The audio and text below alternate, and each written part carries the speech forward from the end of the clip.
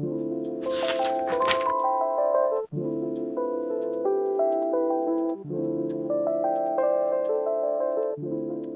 kita mulai aja ya hari ini. Hari ini pertemuannya bab 11. Bahan semua ada lengkap? Oke. Aplikasi-aplikasi penganggaran modal. Kita lihat ya. Dalam suatu proyek penganggaran modal, estimasi arus kas adalah langkah paling penting, tetapi juga adalah paling sulit. Arus kas dalam hal ini mencakup pengeluaran investasi dan arus kas bersih yang diekspektasi setelah proyek dijalankan. Ya, silakan. Gak usah sungkan, masuk aja. Yang memang justru tahu jalannya. Oke, silakan, gak usah sungkan. Gak apa-apa, seperti biasa aja. Ya, banyak individu dan departemen yang berpartisipasi dalam proses tersebut dan banyak variabel yang diikutsertakan dalam estimasi arus kas proyek penganggaran modal tersebut. Perkiraan unit yang dijual dan harga jual biasanya dilakukan oleh kelompok pemasaran berdasarkan pengetahuan mereka dan pengaruh iklan, keadaan ekonomi, reaksi-reaksi pesaing, dan tren dalam rasa oleh konsumen. Sama halnya pengeluaran modal yang dikaitkan dengan suatu produk baru umumnya ditentukan oleh staf teknis dan pengembangan produk. Sedangkan biaya operasi diestimasi oleh akuntan biaya, bagian produksi, staf pembelian, dan sebagainya. Nah, di sini maksudnya penganggaran modal itu kan suatu, kita katakan sebagai suatu proyek. Apakah itu pasang mesin baru atau ganti mesin, atau kita buka lini produksi baru, atau kita buka suatu pasar yang baru, itu semua penganggaran modal. Termasuk mau merger atau akuisisi, itu juga bisa masuk ke perhitungan penganggaran modal. Ya, oke. Jadi semua bagian yang diperlukan harus ikut serta. Jadi dalam perusahaan itu bagaimana yang berkepentingan itu harus ikut dalam penganggaran modal. Ya, oke. Lalu di sini yang Rebecca bantu satu paragraf. Berhubung memperkirakan secara terjadi atas biaya dan hasil penjualan berkaitan dengan suatu proyek yang besar dan rumit. Kesalahan dalam perkiraan bisa besar. Sebagai contoh, PT Kereta Cepat Indonesia Cina yang menamai proyek kereta cepat Jakarta Bandung atau proyek HCJB awalnya memperkirakan biaya keseluruhan sekitar 77 triliun. Ternyata dalam realisasinya menelan biaya 120 triliun. Demikian juga teknis di lapangannya awalnya rencana jalur rel dibangun di atas lahan yang luaskan. Ternyata dialihkan dengan konstruksi jembatan yang berbiaya tinggi di sepanjang jalur yang terkendala masalah pembebasan tanah. Contoh lain adalah jalur pipa minyak mentah Alaska Pipeline yang dibangun beberapa perusahaan minyak utama yang awalnya diperkirakan biaya 700 juta. Ternyata akhirnya berbiaya mendekati 7 miliar. Miskalkulasi adalah umum, seperti dalam perkiraan biaya desain produk, kesulitan estimasi biaya pabrik dan perawatan, hasil penjualan, bahkan estimasi biaya-biaya operasi selama jangka waktu proyek adalah lebih tidak pasti. Terima kasih. Jadi di sini penganggaran modal dalam keadaan tertentu bisa saja tidak sesuai dengan kenyataan. Ya, ada salah perhitungan, tapi itu merupakan hal yang biasa. Jadi dalam penganggaran modal bisa saja kenyataan dengan yang diestimasi selisih. Ya, cuma harapan kita waktu kita membuat penganggaran modal, kita bisa memperkirakan aliran kas keluar dan masuk sesuai dengan kenyataan yang kita harapkan, yang kita ekspektasi, ya seperti itu.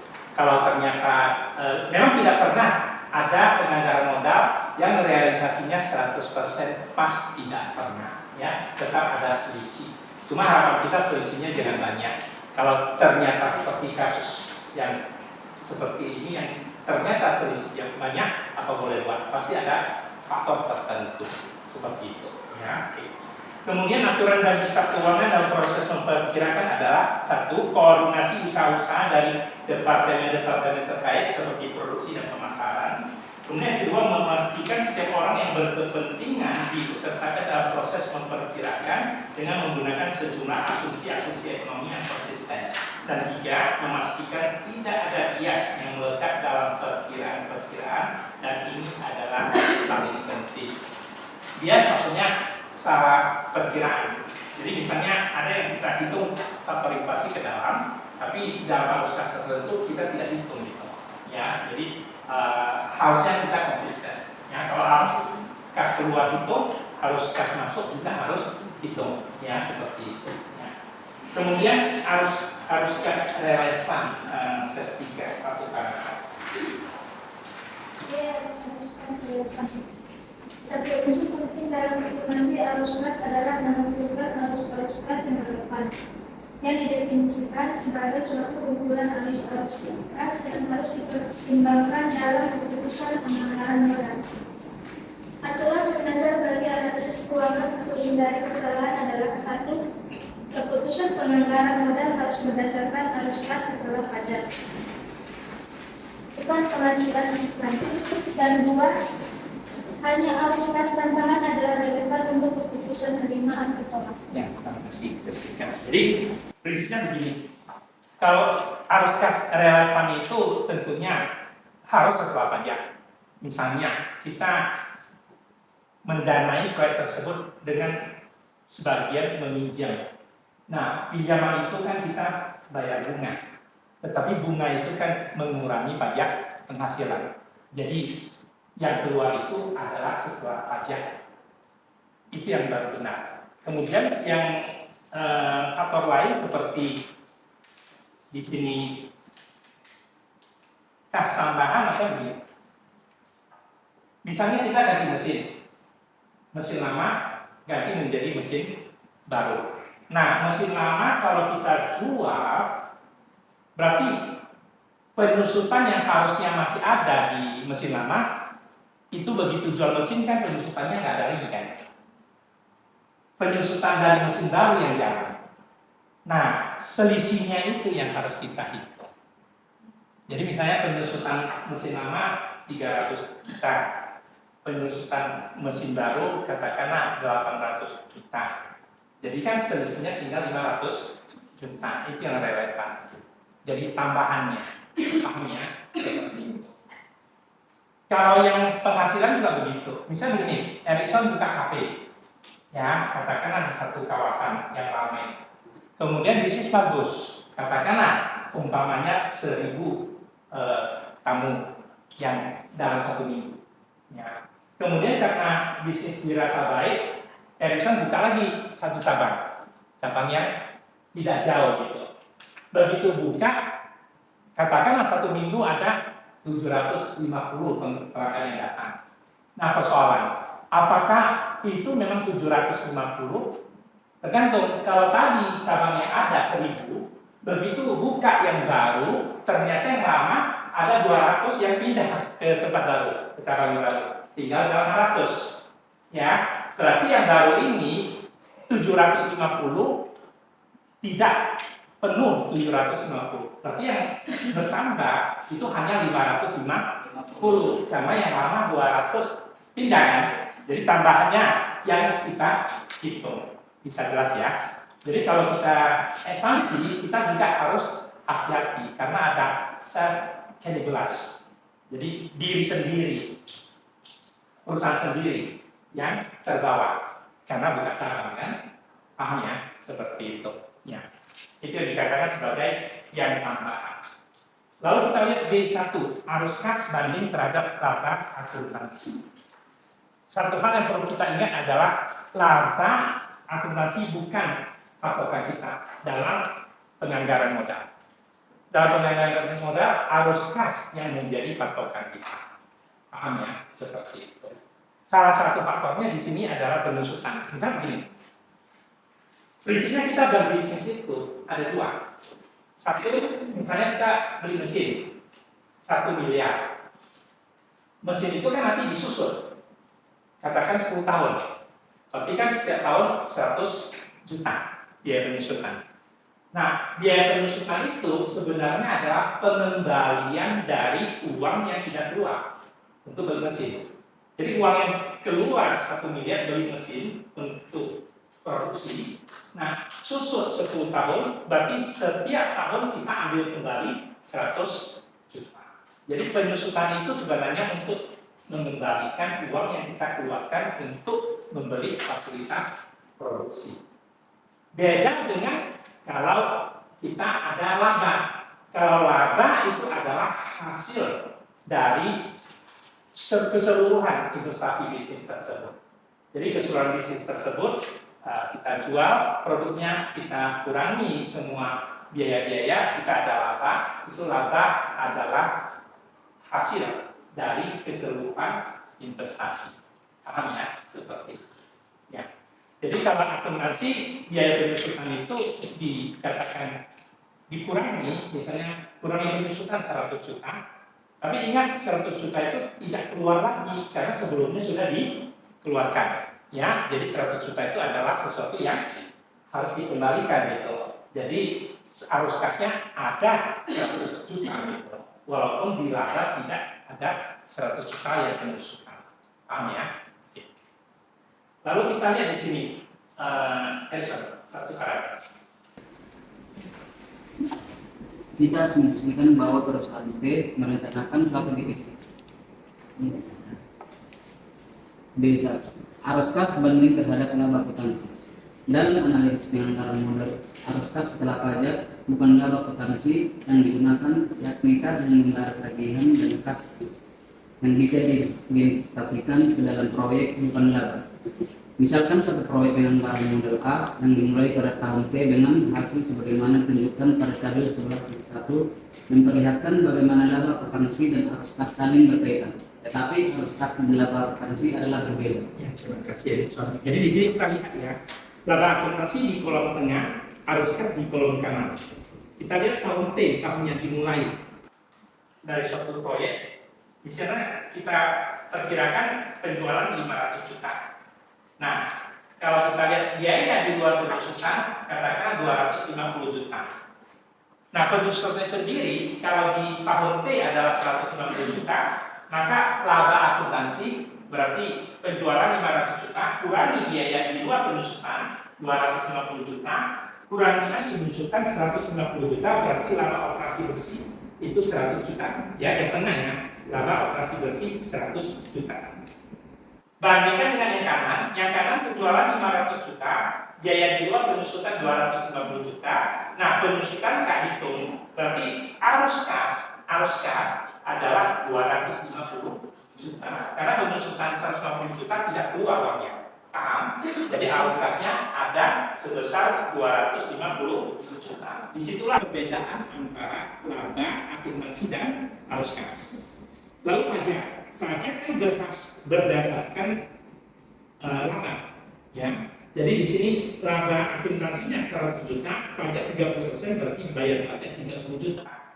Nah, bayar pajak tentunya pajak itu harus kas keluar karena bayar ke pemerintah, ya. Berarti di sini dari laporan akumulasi laba bersihnya 70 juta, tetapi arus kas bersihnya 220 juta.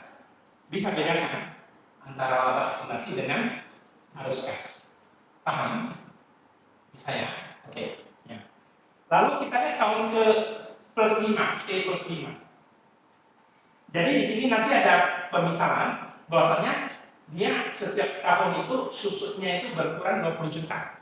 Jadi 150 di tahun T, di tahun T plus 1 jadi 130. Tahun T plus 2 jadi 110. Tahun T plus 3 jadi 90. Sampai tahun T plus 5 jadi 50 juta. Jadi penyusutannya itu menurun, ya. Oke. Nah, di sini tahun T plus 5 kita lihat penjualannya dianggap sama setiap tahun, ya. Kalau bisnis memang pada dasarnya tidak pasti, tapi kalau misalnya pembangkit listrik seperti PLN kan penjualannya setiap bulan itu hampir sama, ya. Jadi setiap tahun setidaknya mendekati lah. Jadi fluktuasinya tidak tinggi. Tergantung bisnisnya, ya. Jadi di sini dimisalkan bisnis itu T sampai T plus 5 sama, ya, penjualannya sama. Misalnya 500 juta. Biaya di luar penusukan 250 juta. Tapi penusukan di tahun T plus 5 itu tinggal 50 juta penusukan. Berarti laba operasinya besar, 200 juta. Ya. Tapi arus kas yang di kanan 50 juta itu kan uang tidak keluar. Jadi arus kasnya ada 250 juta. Bisa kan dibedakan? Ya, antara keuntungan dengan yang kanan. Lalu pajak kan berdasarkan apa? Jadi di sini labanya 200 juta, pajak 30% berarti 60 juta. Ya, laba bersihnya 140 juta. Tapi dari kas kita bisa dapat 190 juta kasnya. Jadi di dalam penganggaran modal yang kita ambil adalah arus kas yang 190 juta itu. Bisa jelas ya gambarannya. Karena kan di penganggaran modal kita perkirakan uang yang keluar dengan uang yang kita terima, ya, outflow-nya dengan info-nya seperti itu. Ya. Lalu di catatan bawah itu berarti laba bersihnya 140 juta tambah penusukan 50 juta, itulah arus kas 190 juta. Ya, oke. Lalu bisa lanjut satu paragraf. Kita asumsikan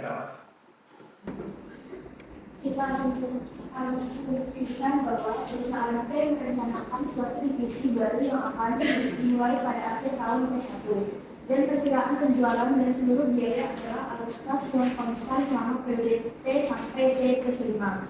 Sedangkan penusukan akan mengalami penurunan di setiap tahun. Misalkan berkurang 20 juta setiap tahun. Dalam tahun pertama sebesar 190 juta. ya, terima kasih. Jadi tahun pertama itu 150 juta. Lalu bagian atas dari tabel 11.1 bagian atas dari tabel 11.1 menunjukkan situasi dalam tahun pertama operasi di tahun B. Laba akuntansi adalah 70 juta rupiah, tetapi arus kas bersih uang yang tersedia untuk perusahaan B adalah 220 juta. 70 juta adalah pengembalian atas modal investasi. Sedangkan 150 juta dari penusukan adalah pengembalian dari modal investasi awalnya. Sehingga arus kas 220 juta terdiri dari keduanya pengembalian atas modal investasi dan suatu pengembalian dari modal investasi lain awalnya. Ya, terima kasih. Jadi di sini uang yang keluar untuk beli mesin-mesin itu nanti kembalinya melalui penusukan, ya. Sedangkan investasi untuk bisnis keseluruhan pengembaliannya pasti dari laba, paham ya, seperti itu. Jadi kalau arus kas berarti laba yang didapat plus penusukan, ya. Oke. Jadi sebenarnya apapun aturan yang kita lihat di proses pembukuan akuntansi maupun peraturan yang diterapkan untuk bisnis sebenarnya tujuannya mulia. Coba uang dikeluarkan untuk bisnis, beli peralatan, kan boleh dibalikin. Jadi orang yang investasi juga dilindungi melalui penusukan, paham ya? Jadi semua prosedur yang ada sebenarnya tujuannya mulia. Kita harus ingat itu. Ya. Lalu di sini lanjutannya bagian bawah dari tabel 11.1. Bagian bawah dari tabel 11.1 menunjukkan situasi pada tahun T+5 di mana laba yang dilaporkan adalah 2 kali lebih daripada tahun T. Dikarenakan turunnya biaya penusukan, tetapi arus kas bersih adalah turun jauh dikarenakan pajak yang 2 kali lipat. Jumlah uang yang diterima perusahaan yang ditunjukkan oleh angka arus kas, bukan angka laba. Walaupun tabel akuntansi adalah penting untuk beberapa tujuan, tetapi adalah arus kas yang relevan untuk dimaksud penentuan nilai kategori penganggaran modal. Arus kas bisa diinvestasikan kembali guna menciptakan nilai laba tidak. Arus kas bersih didefinisikan sebagai laba bersih ditambah penusukan atau pengembalian atas modal ditambah pengembalian dari modal investasi. Ya, terima kasih. Jadi pada prinsipnya arus kas itu gabungan dari dua, ya, satu pengembalian dari investasi di situ keseluruhan, satu lagi pengembalian dari uang yang kita keluarkan untuk membeli fasilitasnya, ya, mesin-mesinnya. Oke, lalu kita lanjut menyangkut arus kas tambahan. Sekian satu paragraf. Jadi arus kas tambahan. Dalam evaluasi proyek tambahan anggaran modal, kita pertimbangkan arus kas yang berdasarkan metode keputusan untuk menerima proyek tersebut. Arus kas demikian disebut arus kas tambahan yang dapat ditentukan kas flows yang mewakili perubahan dalam arus kas perusahaan keseluruhan yang terjadi sebagai dasar sebagai diterimanya proyek tersebut. Untuk menentukan jika suatu arus kas secara khusus diperlukan tambahan, kita perlu menemukan arus kas yang dipengaruhi oleh jalannya proyek tersebut yang perlu diikutsertakan dalam evaluasi penganggaran modal. Arus kas yang tidak dipengaruhi oleh jalannya proyek tersebut adalah tidak relevan dalam keputusan penganggaran modal. Ya, di sini yang tidak berpengaruh terhadap arus kas itu kita tidak ikutkan, ya. Seperti tadi kan, HP-nya yang buka Ericsson 1000 pelanggan, ya, dalam satu minggu. Buka yang baru, datang 750 pelanggan dalam satu minggu. Katakanlah belanjanya rata-rata 200.000, ya, 200.000 kali 200 kan begitu, berarti 40 juta, ya, 40 juta hilang kan dari yang sebelumnya. Tapi yang di sini 750, netnya berarti hanya 550, 200-nya kan dari yang lama. Jadi penerimaan dari 750 kali rata-rata 200.000 itu harus dikurangi 40 juta yang tempat yang lama, ya, yang berubah gitu. Jadi yang lama pindah, yang pindah itu berarti bukan tambahan, yang datang baru itu baru tambahan. Jadi kas masuknya juga kas yang tambahan itu yang diperhitungkan. Bisa paham ya, seperti itu. Ya. Contoh lain, misalnya kita Coca-Cola, dia sebelumnya kan produksi katakanlah Coca-Cola yang model lama, kemudian fasilitas pembotolannya ganti dengan katakanlah Minimate yang orange misalnya, ya. Nah, begitu dia produksi yang orange, berarti produk yang lama kan jadi berkurang kan begitu. Jadi penjualannya yang ada di Minimate orange itu harus dikurangi dengan penjualan yang berkurang dari produk yang lama. Ya, tambahannya itu yang dihitung. Paham ya? Seperti itu. Ya. Kemudian mengidentifikasi arus kas relevan untuk suatu proyek tidak selalu sesederhana sebagaimana yang dilihat. Beberapa masalah dalam menentukan arus kas tambahan adalah ini dari A sampai T, yang I, yang A biaya terpupus.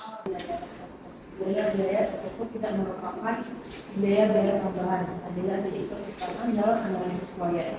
Suatu biaya terpupus adalah suatu pengeluaran atau penurunan nilai yang telah terjadi dan oleh karena itu tidak dipengaruhi oleh keputusan yang diterima. Keputusan diterima atau ditolaknya suatu proyek penganggaran modal.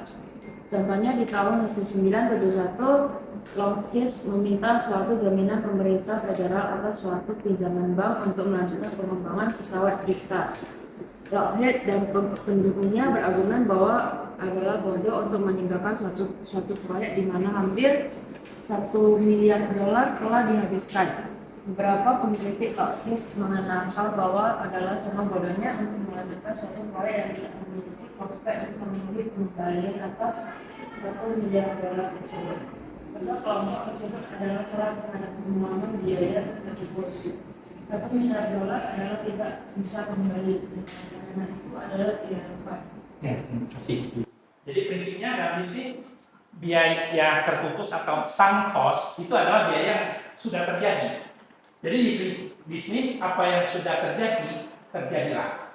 Jangan diperhitungkan lagi gitu. Maksudnya begini, contoh ya. Kita misalnya Ray buka office furniture, toko perabot kantor. Ya, oke. Ada 1 set, ini meja kursi 1 set. Modal 600.000. Oke. Ray pesan 200 masuk ke persediaan. Ya, berarti persediaan 120 juta, benar kan? Ya, 200 unit. Kemudian berjalan 1 minggu sudah terjual 100 unit. Berarti di gudang masih ada 100 unit. Harga sama kan? 600.000, berarti 60 juta. Ya, oke. Ini masih ada 100 unit. Kemudian posisi sekarang 100 unit tinggal. Tiba-tiba Cynthia telepon, "Hei, saya perlu siklus 1 set." Ya, oke. Tapi sebelum Cynthia, kebetulan dari pabriknya ada telepon, "Pak Ray, kami ada promo bulan ini." Oke, kami promo cuma 550.000 1 set. Tapi Ray, dengar aja, nggak pesan. Kenapa? Karena masih ada stok 100 set. Ya kan?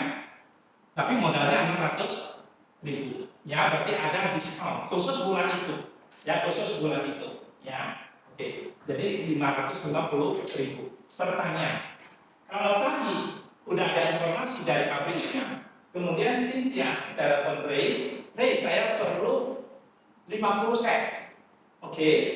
Tapi harga 580.000. Cynthia mau beli 50 set, ya. Tapi harganya dia mau beli 580.000. Oke. Di stok yang ada di gudang modalnya 600.000. Telepon dari pabrik ada spesial diskon bulan ini 560.000. Pertanyaannya, Ray, jual apa tidak kepada Cynthia? Tidak. Kalau Putri sebagai orang bisnis, saingannya Ray jual apa? Tokonya hanya di seberang, teman kelas, tapi bisnis sama, saingan. Jual atau tidak? 50 set, 580.000. Jual kan? Karena pesannya kan tinggal 550. Jual 580, masih ada untung 30.000. 30.000 kali 50, 1.500.000. Cuma angkat telepon aja, kan? Ke pabrik, kirim ya 50 set, ya. Tapi jangan ke toko, tapi kemana gitu, langsung gitu kan? Atau katakanlah tempat sesuatu yang dekat dengan tempat Cynthia. Ya, setelah duduk di sana, baru Putri minta yang angkutan bawa ke tempat Cynthia. 580.000 kali 50 set dapat untung 1.500.000. Jadi kalau Ray ini kan sudah masa lalu, rugi 50.000 kan, ya kan? Berarti rugi 50.000 kali 100 kan 5 juta. Itu kerugian sudah terjadi. Kalau di bisnis, makanya kita katakan kita harus jiwa bisnis, berani rugi, dan baru kemudian jiwa besar, berani berkorban. Paham? Ya, kalau pahlawan negara itu kan jiwa besar, dia berani berkorban untuk bangsanya, untuk negaranya. Kalau orang bisnis, dia berani korban yang sudah terjadi. Jadi kalau Ray sebagai orang bisnis, ingat jangan meratapi masa lalu. Sudah rugi, biarkan aja. Namanya pun bisnis, ya kan? Rugi biasa. Jadi 550.000 tetap pesan 50 set. Ya boleh tetap pesan 50 set jual ke Cynthia. Stok lama biarkan aja, nggak apa-apa, tetap 100 set. Toh 1 bulan setelah berjalan kan harga normal kembali, bisa jelas. Ya, jadi yang sudah sempat terjadi biarkan aja gitu loh, karena sudah terjadi. Itulah dikatakan sebagai biaya terpupus, ya, sunk cost istilahnya.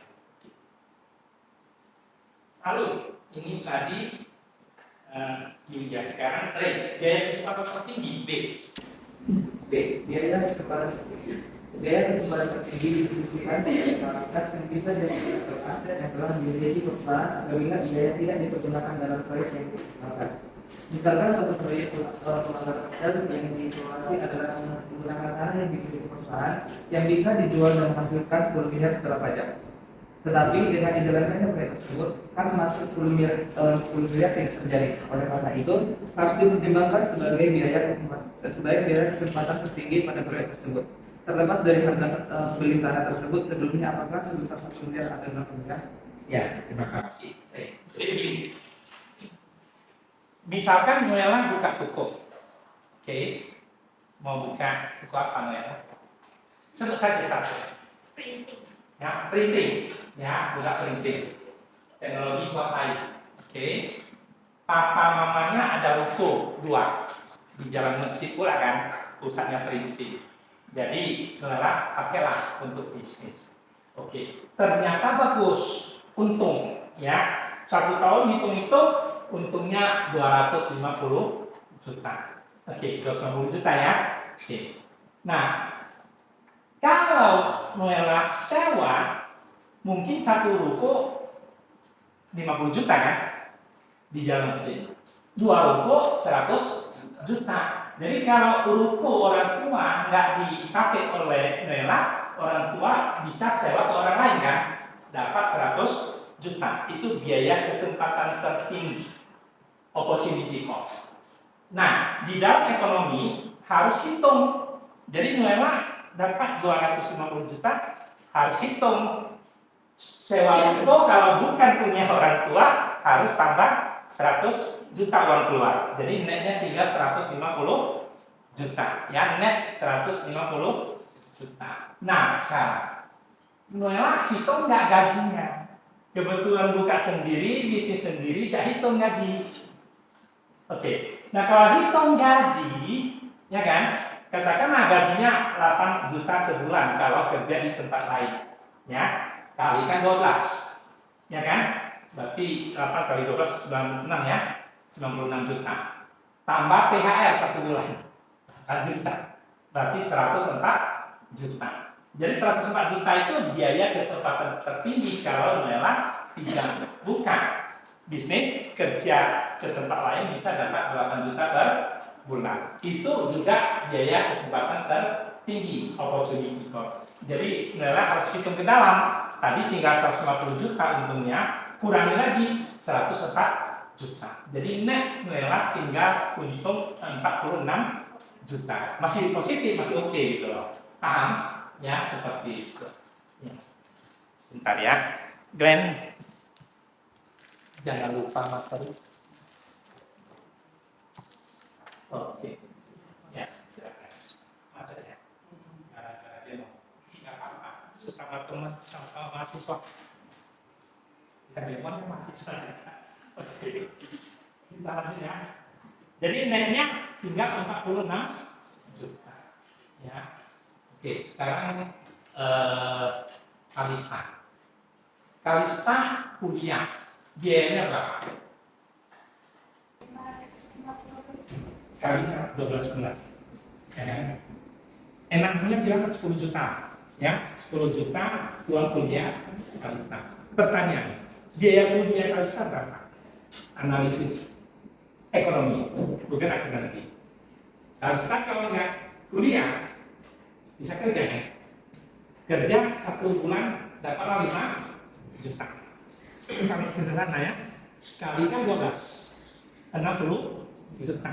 Tambah THR 5 juta, 65 juta. Tambah uang kuliah 10 juta, 75 juta. Jadi uang kuliahnya secara ekonomi mahal ya, 75 juta. Karena itu rajin-rajin belanja. Karena biaya kuliah adalah sangat mahal. Paham? Ya, karena opportunity cost itu yang harus dihitung. Itulah dalam analisis ekonomi. Paham ya? Oke. Lalu lanjut. Ya, tadi yang dibaca oleh Ray yang biaya kesempatan tertinggi. Lalu externalities. Ya, silakan. Dan tambahannya satu lagi ada yang C ya. Eksternalitas adalah efek pihak dari suatu yang bisa dilihat terhadap proses. Aktualisasi adalah contoh dari efek. Ini terjadi apabila suatu aplikasi menghasilkan perpindahan penjualan dan konsumen dari suatu bagian lain dari perusahaan. D. Biaya pengapalan instalasi. Saat suatu perusahaan membeli aset tetap, sering perusahaan harus menanggung biaya pengapalan dan instalasi peralatan yang besar. Pembebanan ini adalah ditambahkan pada harga pakem dan peralatan saat biaya dari proyek adalah disesuaikan. Daya penuh dari peralatan termasuk biaya pengaturan dan instalasi adalah digunakan sebagai dasar perhitungan untuk penyusunan saat biaya pemerintah dihitung. Contoh, untuk proyek pengamatan modal dan devaluasi, perusahaan A mau membeli peralatan komputer dengan harga 100 juta dan membayar tambahan 10 juta untuk biaya pengapalan dan instalasi. Dalam hal ini, biaya penuh dari peralatan komputer tersebut sebagai dasar perhitungan penyusunan adalah 110 juta. Ya, terima kasih Putri. Jadi kalau kita dalam penganggaran modal, kalau kita berperalatan, biaya angkut, biaya instalasi, semua harus dihitung ke dalam. Ya, jadi kalau kita susun, berarti keseluruhan angka itu ya jadikan dasar untuk penyusunan. Ya, jadi kalau komputernya 100 juta, biaya inflasi brandnya 10 juta, berarti kita harus hitung 110 juta. Ya, seperti itu. Lalu, ya, Kaisa, Inflasi sering arus kas adalah estimasi atas dasar bahwa mereka diekspektasi tidak berubah banyak selama jangka waktu proyek penganggaran modal. Jika inflasi adalah rendah, arus kas tidak akan berubah secara signifikan. Tetapi jika inflasi adalah tinggi atau jika ia berubah selama jangka waktu proyek, maka kita harus pertimbangkan pengaruh khusus dari inflasi pada arus kas yang diestimasi. Kejadian yang lebih mungkin adalah bahwa biaya kesempatan tertinggi dari modal adalah mencerminkan inflasi yang diekspektasi, tetapi arus kas tidak. Investor mengikutkan ekspektasi dari inflasi ke dalam tingkat pengembalian yang disyaratkan. Berhubung karena ini adalah keadaannya, biaya kesempatan tertinggi dari modal perusahaan adalah juga mencerminkan inflasi yang diestimasi. Tetapi bagaimana dengan arus kas yang diestimasi? Jika inflasi adalah diperhitungkan dalam tingkat diskonto, tetapi tidak dalam arus kas setelah pajak, maka nilai awal bersih atau NPV (Net Present Value) yang dihitung akan bias ke bawah. Sebaliknya, jika inflasi yang diekspektasi adalah rendah dan dicerminkan dalam tingkat diskonto yang digunakan tertinggi, suatu estimasi inflasi yang lebih tinggi diterapkan pada arus kas masuk. Maka nilai awal bersih atau NPV (Net Present Value) yang dihitung akan bias ke atas. Ya, terima kasih Kaisa. Jadi kita akan menganggarkan modal, katakanlah kita investasi fasilitas mesin untuk produksi. Tapi produk kita jual. Ya. Kemudian dalam penganggaran modal, katakanlah bentang waktunya itu horizonnya katakanlah 10 tahun. Oke. Nah, produk kita jual. Tahun pertama total unit jual harga sekian, tahun kedua tahun sampai tahun ke-10. Nah, di situ kita perhitungan inflasi. Berarti harga yang kita jual per unit itu makin lama, 10 tahun ke depan, harganya lebih tinggi daripada katakanlah 5 tahun ke depan atau 1 tahun ke depan. Nah, berarti kita ikutkan faktor inflasi. Nah, kalau kita perhitungkan faktor inflasi, maka tingkat diskonto untuk hitung ke present value dari uang masuk itu, kita juga harus perhitungkan faktor inflasi.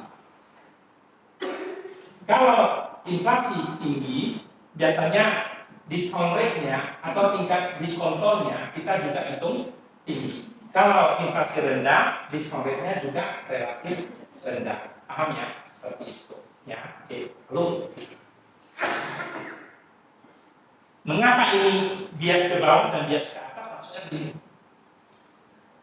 Kalau tadi kita tingkat diskontonya kita perhitungkan, katakanlah makin kita hitung agak tinggi karena kita ikutkan faktor inflasi di tingkat diskontonya katakanlah 15%. Kemudian harga jual tahun pertama sampai tahun ke-10 adalah sama. Produk yang dijual nggak hitung inflasi, jadi sama. Berarti kalau seandainya seperti itu, berarti kan nggak balance ya, karena yang jual nggak ikutkan inflasi, tapi discount rate-nya ikutkan inflasi. Berarti kita kan bawa ke depan present value-nya, diskontonya itu discount rate-nya tinggi, maka dibawa ke depan kan jadi lebih rendah angkanya, makanya bias ke bawah. Paham ya?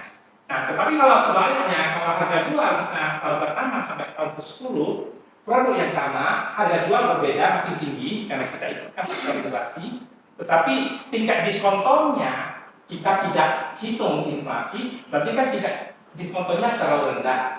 Ya, jadi kalau kita hitung ke depan jadinya angkanya tinggi, makanya dia ke atas. Bisa paham ya, seperti itu. Nah, itu menyangkut inflasi. Lalu aplikasi penganggaran modal pada proyek ekspansi. Nah, di sini kita ada contoh kasus kita expand gitu, ya. Nah, di sini Cynthia bacakan satu misalkan masuk ke ekspansi dalam penganggaran modalnya dengan investasi yang dibutuhkan sebesar 900 juta. Adapun jangka waktu proyek adalah 6 tahun, dimulai dari tahun 3 sampai tahun 2005. Arus kas yang diperoleh adalah ditunjukkan dalam tabel 11. Ya, terima kasih. Ya, jadi di sini kita lihat tabel 11 ya. 6 tahun proyeknya. Jadi penjualan 500 juta, ini agak sama ya. Tahun T sampai tahun T plus 5. Biaya di luar penyusutan tadi 250 juta. Kemudian penyusutan, ya penyusutan di sini kan turun dari 150 juta sampai 50 juta. Ya, oke. Lalu kita lihat laba operasi. Di sini laba operasi kita dapat 100 juta di tahun T, 120 juta di tahun T plus 1 sampai 200 juta di tahun T plus 5. Kemudian bayar pajak ya 30%.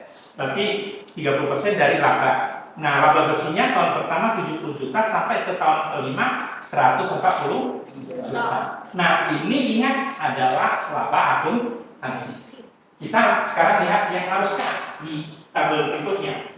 Arus kas sama, penjualan 500 juta tahun T sampai T plus 5. Biaya di luar penyusutan sama, tapi penyusutan tidak diikutsertakan karena kita hitung arus kas. Berarti di sini arus kasnya 250 juta sama tahun T sampai T plus 5. Kemudian kurangi pajak. Pajaknya kan makin tinggi kan? Karena tadi penyusutannya kan. Jadi labanya makin tinggi, pajaknya makin tinggi. Nah, setelah kurangi pajak ini berarti sama dengan yang tabel sebelumnya, ya.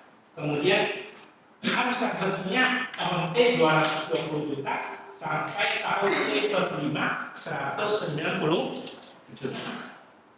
Ada yang khusus kita perhatikan, laba dari T sampai T plus 5 makin besar atau makin kecil? Laba dari tahun T 70 juta sampai T plus 5 140 juta makin tinggi atau makin rendah? Makin tinggi. Tetapi arus kas dari 220 juta sampai ke 190 juta makin tinggi atau makin rendah? Makin rendah. Kenapa? Karena pajak yang dibayar makin tinggi. Bisa jelas? Ya. Jadi perusahaan yang investasi tinggi, misalnya data center investasi atau AI investasi, ya. Jadi penyusutan itu kan berjalan terus. Tapi sampai ke akhir penyusutan itu kan makin menurun gitu loh, ya. Nah, kalau seperti itu laba kan menjadi makin besar. Biasanya pajak yang dibayar juga makin besar. Seperti itu kan, ya. Jadi untuk memudahkan pemahaman asumsi yang bahwa tidak ada biaya berputus, maksudnya sangkosnya tidak ada, externalities tidak ada, derivasi tidak ada, ini untuk memudahkan perhitungan. Sedangkan biaya kesempatan tertinggi telah diperhitungkan dalam tingkat pengembalian yang disyaratkan dalam proyek penganggaran modal, yaitu di atas lebih kita hitung 12%.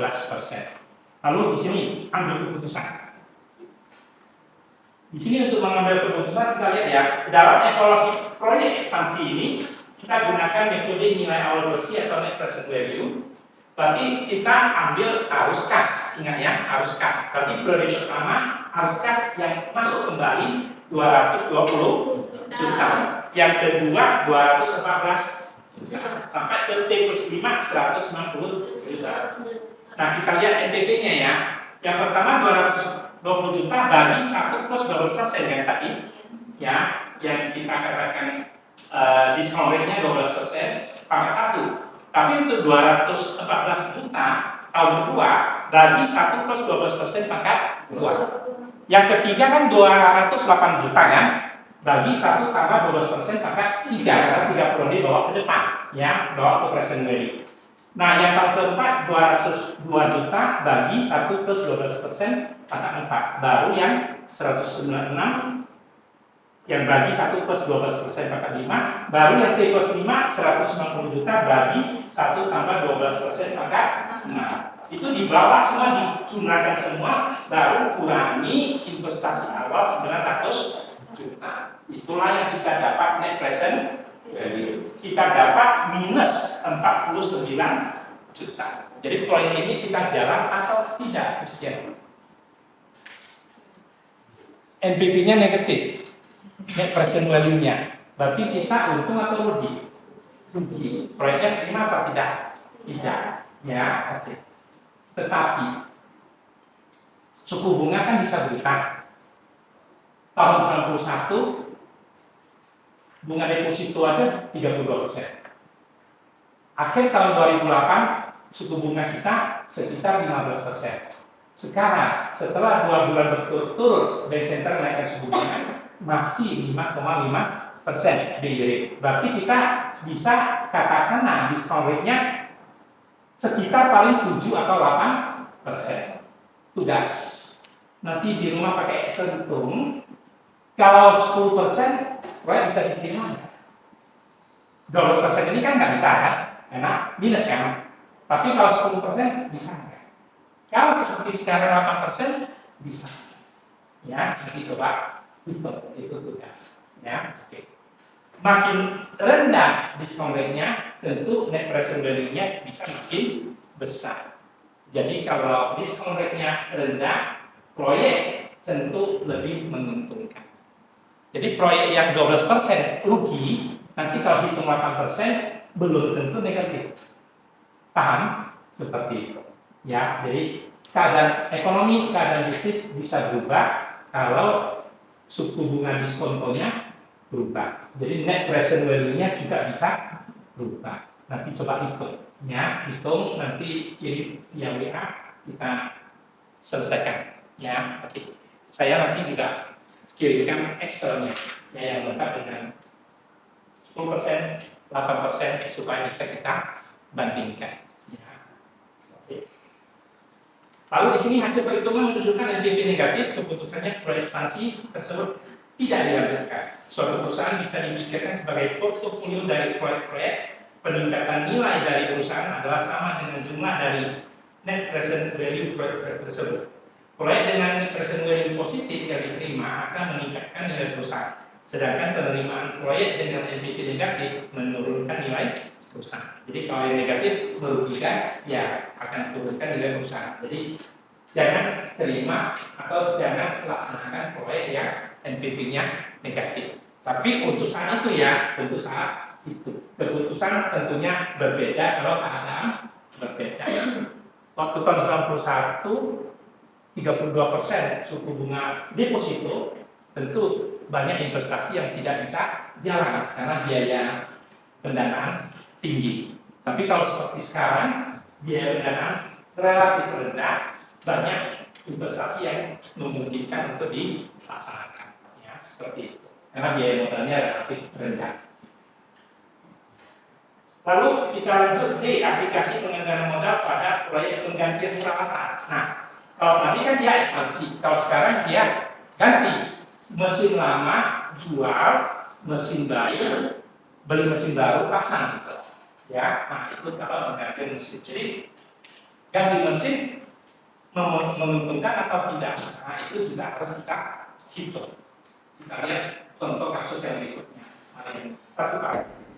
Di aplikasi penganggaran modal pada proyek penggantian peralatan di perusahaan merupakan hal yang umum. Analisis berkaitan dengan penggantian peralatan adalah sama seperti proyek ekspansi, yakni mengidentifikasikan unsur kas yang terlambat dan selanjutnya menghitung nilai awal bersihnya, tetapi dalam beberapa hal mengidentifikasikan arus kas tambahan. Berkaitan dengan suatu proyek, menggantikan peralatan adalah lebih rumit daripada proyek ekspansi, karena arus kas dari keduanya, aset lama dan aset baru, baru harus dipertimbangkan. Ya, terima kasih.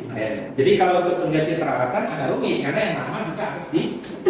Ya, kalau ekspansi kan cuma yang baru. Ya, jadi ini kita harus perhitungkan. Dan ingat tadi biaya tambahan yang harus kita perhitungkan dalam penganggaran modal selisihnya. Ya, oke. Karena satu paragraf. Misalkan perusahaan Q. Misalnya perusahaan itu teman saat ini menggunakan peralatan yang dibeli sebelum penggunaan harga 450 juta untuk masa percaya 15 tahun dan manajemen mengeluarkan seri emas bisa lagi dipakai dan akan memiliki nilai sisa. Percayaan peralatan tersebut masih bisa lagi dipakai dan akan memiliki nilai sisa 0 pada akhirnya misalnya pakaian 15 tahun peralatan tersebut khususnya atas dasar metode garis lurus. Oleh karena itu biaya penyesuaian tahunan adalah 300 juta per tahun dan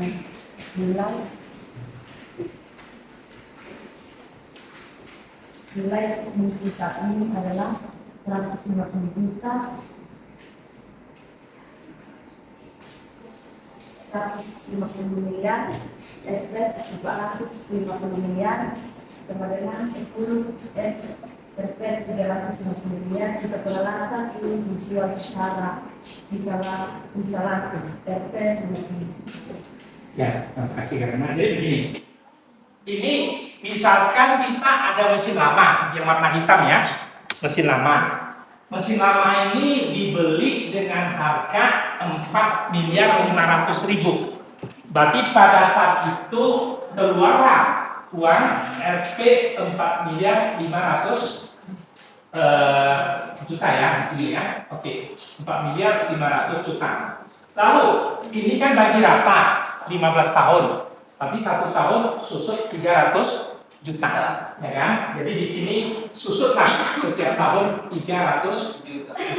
Nah, sampai ke tahun ke-10 yang ini, sampai ke tahun ke-10, berarti dia sudah susut sebanyak 300 juta kali 10 kali kan? Berarti sudah tersusut 3 miliar, kan? Ya, 3 miliar. Berarti kalau dari sisi nilai buku peralatannya, berarti nilai buku yang ada tinggal 1.500.000.000. Oke. Pertanyaan, mesin tersebut dijual 500.000. Berarti secara akuntansi laba atau rugi? Rugi, ya. Mesin dijual, jualnya 500 juta. Oke, berarti netnya selisih 1 ya, 1 miliar ya. Ya, 1 miliar. Oke. Ini berarti selisihnya, ya. Nah, jangan salah. Kita harus hitung setelah aja. Kalau perusahaan itu besar, perusahaan itu punya laba yang besar, mesin ini hanya 1 bagian. Jadi mesin ini dijual yang lama 500 juta, rugi kan 1 miliar. Rugi 1 miliar membuat perusahaan itu hemat pajak penghasilan 30%. Berarti 30% dari 1 miliar 300 juta. 300 juta itu dari bayar pajak itu berkurang 300 juta. Bisa jelas? Ya, jadi setelah pajak itu yang kita perhitungkan dalam penganggaran modal. Ya, lalu, jadi di sini kita harus paham cara hitung-hitungnya. Nah, kemudian kita lanjut, perusahaan Q mempertimbangkan membeli suatu peralatan baru. Ya, untuk ini 1 paragraf. Ya, halaman 6 ya, atas. Di sini beli peralatan baru, ya.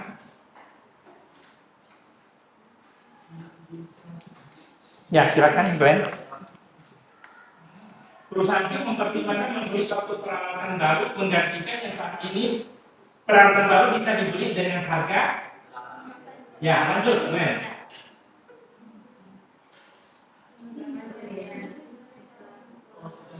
mengoptimalkan beli suatu peralatan baru menggantikan yang saat ini. Peralatan baru bisa dibeli dengan harga 8 miliar, termasuk pemaparan dan instalasi, dan akan mengurangi biaya tenaga kerja dan penggunaan bahan baku sehingga menghemat biaya operasi dari 4.500 miliar menjadi 7.500 miliar per tahun. Pembelian harus kos tambahan sebesar 1.600.000 rupiah, biaya modal adalah 20%, pajak pemasukan perusahaan 30%. Ya, terima kasih Gen. Jadi di sini ganti mesinnya, ya, mesin baru dibeli dengan 8 miliar, ya. Tapi mesin baru itu terapkan tenaga kerja mungkin bisa dihemat sehingga penghematan itu 1.600.000 per tahun, ya seperti itu. Itu penghematannya. Lalu estimasinya 5 tahun ke depan. Jadi di sini diestimasi peralatan baru masa pakai 5 tahun dan setelah itu bisa dijual dengan harga 3 miliar. Ya, jika peralatan baru digunakan, peralatan lama adalah dijual kepada perusahaan lain daripada ditukar dengan peralatan baru. Artinya tidak tukar tambah. Ya, beli baru ya beli baru, jual terpisah, orangnya terpisah. Ya, bisa jelas. Jadi tidak ganti gitu. Tukar katanya. Orangnya pihaknya terpisah. Jadi dijual terpisah tadi dengan harga 500 juta dijual, ya dengan rugi akumulasi 1 miliar, tapi peralatan baru beli 8 miliar. Cuma ini bisa membuat hemat 1 miliar 600 per tahun. Ya.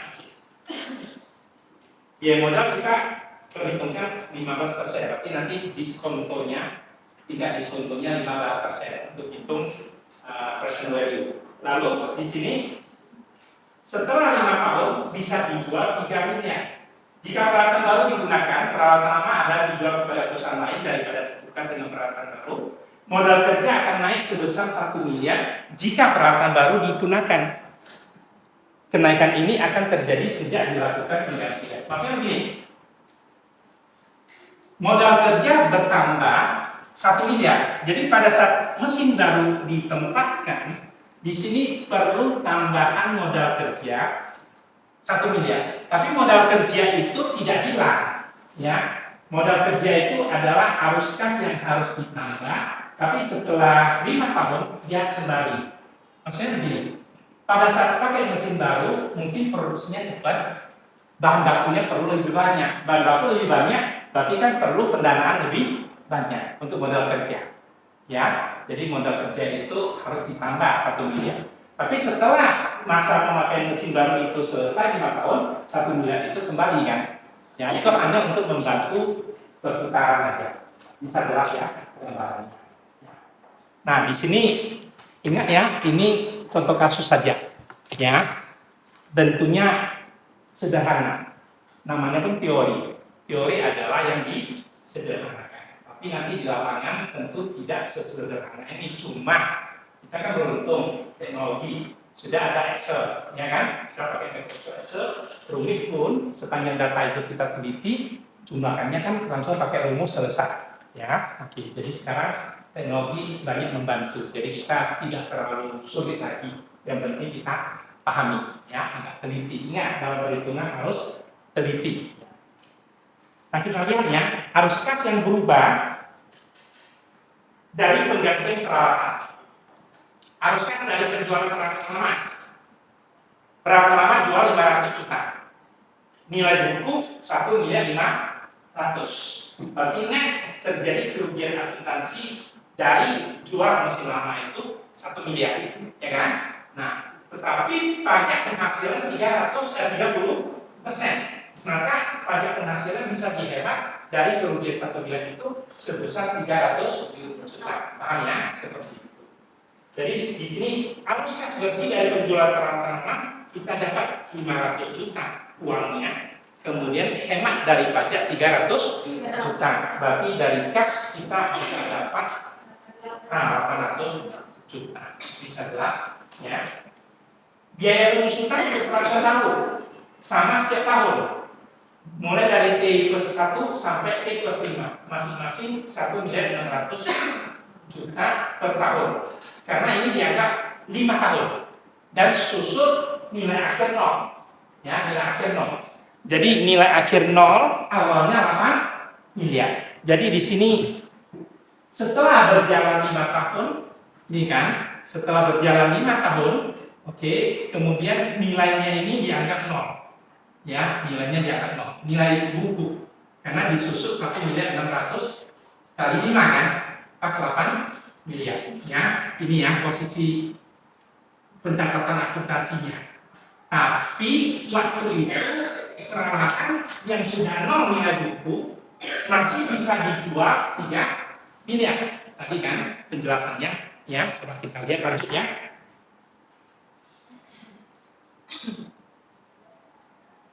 Sedangkan penyusutan ini peralatan barunya susutnya kan 1.600.000.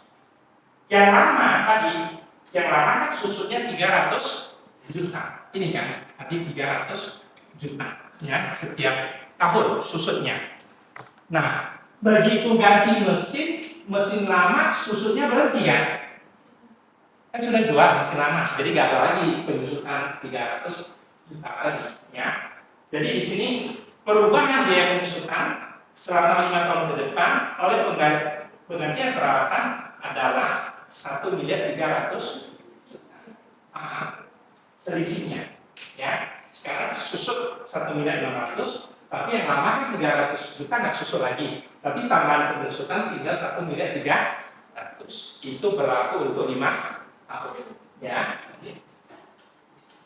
Lalu kita lihat nilai buku untuk peralatan baru pada akhir tahun T+5 adalah 0. Tetapi peralatan tersebut bisa dijual dengan harga 3 miliar. Nilai buku 0, tapi masih bisa dijual dengan 3 miliar. Arus kas dari penjualan peralatan pada tahun T+5 nantinya hasil penjualan 3 miliar, nilai buku 0, berarti kan laba akuntansinya 3 miliar. 3 miliar kan kena pajak 30%. Itu harus bayar pajak 900 juta. Nanti arus kas bersih dari penjualan peralatan di tahun T+5 adalah 3 miliar dikurangi 900 juta. Jadi netnya tinggal 2 miliar 100 juta. Paham? Ya, ini cara hitungnya. Ini sederhananya, tapi nanti di lapangan berapa banyak pun rumitnya, konsepnya sama. Ya, tinggal banyak angka aja diikutkan. Yang penting kita teliti. Ya. Lalu pada tahun T+5, kenaikan modal kerja sebesar 1 miliar akan kembali dengan selesainya masa pakai peralatan. Jadi setelah mesin baru ini terpakai 5 tahun lagi, selesai masa pemakaian, 1 miliar tambahan modal kerja ini balik kan? Ya, kan modal kerja kan hanya tambahan untuk beli bahan baku dan sebagainya. Setelah selesai, ya 1 miliar ini masih ada, ya bisa kembali. Tabel 11.3 menunjukkan arus kas keseluruhan setiap tahun selama waktu T sampai T+5. Masa kelangsungan proyek penggantian peralatan perusahaan Q. Nah, di sini kita lihat tabel 11.3 orang 7 ya. Agak teliti ya.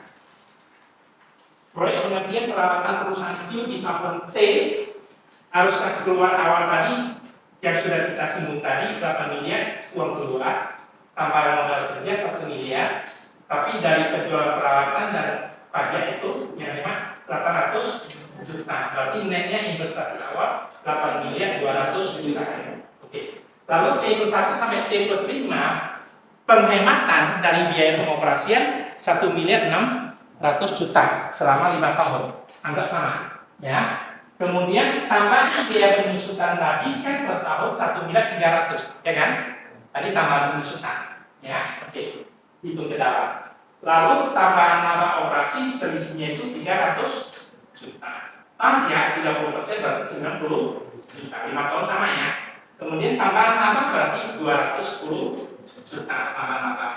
Kemudian tambahan kembali selisih penyusutan tadi kan 1 miliar 300. Ya, kalau tambahan laba ditambah penyusutan dapatnya adalah arus kas. Berarti arus kas dapat 1 miliar 510 juta selama 5 tahun. Nah, selesai masa pemakaian, arus kas akhir yang 3 Romawi, kenaikan modal kerja yang kembali kan 1 miliar. Arus kas bersih dari penjualan peralatan di tahun T plus 5 tadi kan 2 miliar 100 juta tadi kan yang tahun akhir penjualan peralatan ya. Nah kemudian arus kas akhir di tahun T plus 5 3 miliar 100 juta. Ini jadi 2 ya. Satu dari arus kas pengoperasian 1 miliar 510 juta. Satu lagi adalah akhir masa pemakaian mesin yang mesinnya dijual. Lalu arus kas bersihnya dijumlahkan. Jadi tahun T atas sampai bawah dijumlahkan. Tahun T keluarnya 8 miliar 200 juta. Tahun T plus 1 sampai T plus 4 arus kas masuknya 1 miliar 510 juta. Tahun T plus 5 ada 1 miliar 510 juta tambah 3 miliar 100 juta. Dapatnya 4 miliar 610 juta. Paham kan? Ya, baru kita hitung pakai net present value.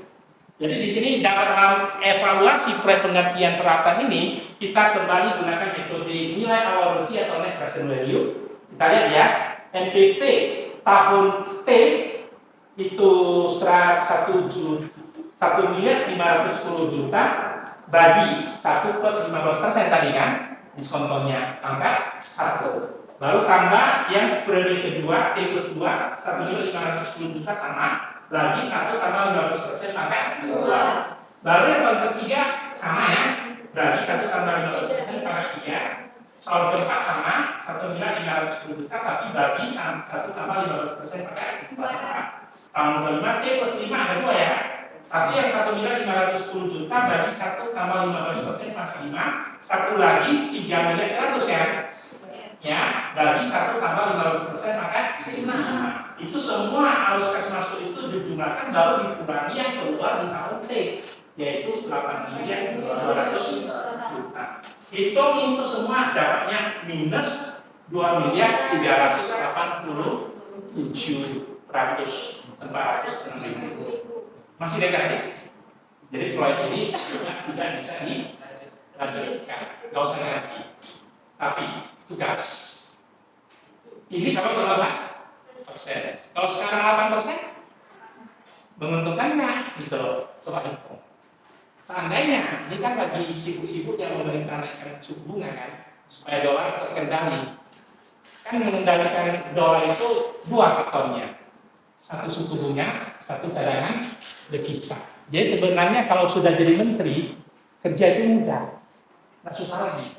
Untuk jadi menteri harus sekolah, harus belajar, itu yang susah. Benar kan? Ya, rajin-rajin belajar. Ini kan semua calon menteri. Paham ya? Oke. Jadi nanti coba hitung. Kalau 8% layak nggak diterima. Kalau 10% layak nggak diterima. Untuk sekarang yang suku bunga BI kan itu hari 4,75 naik 50 basis point jadi 5,25. Baru Juni tanggal 9 naik lagi 25 basis point kan jadi 5,5. Dalam sejarah Republik Indonesia ini masih tergolong suku bunga yang relatif rendah. Tetapi ingat, kalau kita dalam mempertimbangkan penanggulangan modal harus perhitungkan juga beberapa tahun mendatang trennya suku bunga naik atau turun. Jadi logisnya dengan keadaan sekarang trennya suku bunga adalah meningkat. Jadi kita harus perhitungkan. Bisa jelas ya, karena suku bunga sekarang relatif rendah. Jadi kalau dengan suku bunga 8%, NPV-nya positif, tapi positifnya sedikit, hati-hati dalam mengambil keputusan. Karena begitu suku bunga naik, dia bisa berubah menjadi negatif. Paham? Ya, jadi kesimpulan, penganggaran modal adalah investasi. Investasi akan terdorong dilakukan apabila suku bunga rendah atau tinggi. Suku bunga 15%, NPV negatif. Jadi kan, investasi ekspansi nggak jadi, ganti mesin tidak jadi. Tapi kalau suku bunga 8%, nanti hitung di Excel, Bisa aja positif kan? Jadi kan kesimpulannya investasi kita itu melalui penganggaran modal itu akan jadi kita lakukan, cenderung kita lakukan apabila suku bunga tinggi atau suku bunga rendah. Ya, suku bunga rendah akan mendorong investasi. Setiap investasi perlu perhitungan penganggaran modal. Jadi hati-hati dalam bisnis, perhatikan trennya. Ya, kalau trennya meningkat, kita harus perhitungkan ke dalam. Jangan sampai kita sudah terlanjur investasi, suku bunga tinggi, kita nggak bisa gerak. Ya, kasus maka hari ini Pak Menso ya, yang pinjam dolar 2.100, 1 tahun jatuh tempo harus bayar kembali dolar 14.000, nggak sanggup gitu. Ya, jadi ekspansi belum tentu memberi keuntungan. Tentunya faktornya adalah suku bunga. Ya, oke. Nah, sebelum kita tutup pertemuan ini, ada pertanyaan? Calon-calon menteri? Baik, silakan. Jadi bisa sedikit Ya, kenapa Musa? Ayo. sedikit menyinggung sama yang saya. Tadi kan ada satu pertanyaan tuh kalau misalnya Ray memiliki produk atau bahan dari meja satu, itu dengan harga 600.000, Ya. dengan stok 200 unit kan. Ya. Sedangkan stok 200 unit dan 100 Ini 100 ya. Oke, saya tulis yang grey. Ya. yang 100-nya udah laku dan 100-nya Ya. udah di stok. Nah, kalau misalnya kayak tadi saudara Cynthia itu mendapat saya dan ingin memesan satu unit itu 580, sedangkan tadi pabrik memberikan saya diskon itu jadi harga 550 per unit. Nah tadi kan saya mengatakan itu lebih baik untuk dijualkan aja dan dapat untung. Nah kalau saya misalnya Ray tidak jual yang 580.000 itu per unit dan tetap menambahkan stok dari pabrik sebanyak 550.000 itu per unit dan menambahkan 100.000 dengan menambahkan 100 unit. Nah kalau saya misalnya dengan catatan tadi saya mengatakan itu harga normal kembali mungkin dalam beberapa waktu singkat entah 1 bulan dan lain sebagainya. Nah kalau misalnya Ray tidak jual dan stok Ray tambah dan 1 bulan kemudian Ray menjual dengan harga 600.000, Ray menjual dengan harga 580.000, sedangkan tadi saya menjual 600.000 kali dia sudah membeli stok dengan harga yang normal. Nah apakah cara itu intinya itu Ray tetap untung kalau misalnya Ray menjual dengan harga 580.000 karena Ray masih membeli kemarin dengan harga 550.000 dengan catatan jadi stok. Nah kalau misalnya Ray dengan cara itu apakah cara itu cara di mata bisnis atau enggak? Sebenarnya begini, stoknya tinggal 100 ini kan dia modalnya 600.000, berarti kan nilainya 60 juta. Kalau jual kepada tadi Jaya, kita nggak perhitungkan 600.000 lagi karena dari pabrik cuma memberikan kita 550.000. Jadi kita bayangkan aja di stok kita nggak ganggu, telepon pabrik 550.000 kali 50 unit, jual ke Cynthia, terima 580.000. Selisih kan 30.000, kalikan dengan 50 unit, dapat 1.500.000. Mudah nggak diganggu.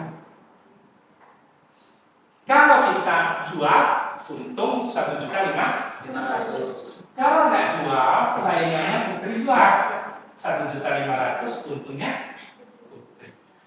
paham? Jadi kita jangan perhitungkan modalnya sebelumnya, karena itu sudah terjadi. Kalau rugi sudah terjadi, itulah bisnis. Makanya dikatakan jiwa bisnis dalam arti jiwa yang siap menghadapi kerugian. Paham? Ya. Jadi kebijakan kita adalah sekarang beli 550, jual 580. Persoalan di gudang itu sudah terjadi, jadi nggak usah perhitungkan lagi. Paham? Oh kalau nggak jual, saya jual 1.500.000-nya jadi pindah ke saingan gitu. Bukan soal untuk satu lagi bilang langganan kita. Makanya kadang kita pertahankan, kalaupun untungnya sedikit, kita untung tetap dapat sedikit, tapi langganan kita pertahankan.